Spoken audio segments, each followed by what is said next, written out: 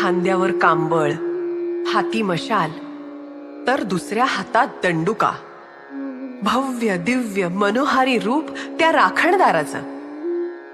तो राखण करतो आमची तुमची समस्त गोमंतकाची. म्हापशाचा बोडगेश्वर म्हणजे संपूर्ण गोमंतकाचा तारक.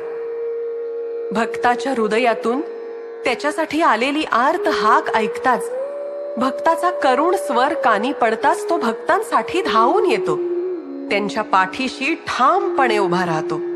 त्यांची संकट दूर पळून जातात आणि तो भक्तांसाठी प्रेमळ छत्रछाया उभी करतो. मग काय विषाद आहे संकटांची. आणि म्हणूनच प्रत्येक गोमंतकीय ज्याचं स्मरण करतो आणि आदरानं ज्याच्या चरणाशी नतमस्तक होतो, त्या देवा बोडगेश्वराचा गजर करूया कोकणीतून. देवा बोडगेश्वरा राखणदारा. गोमंतकाचा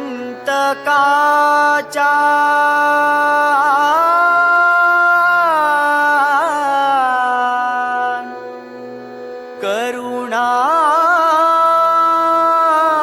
करा.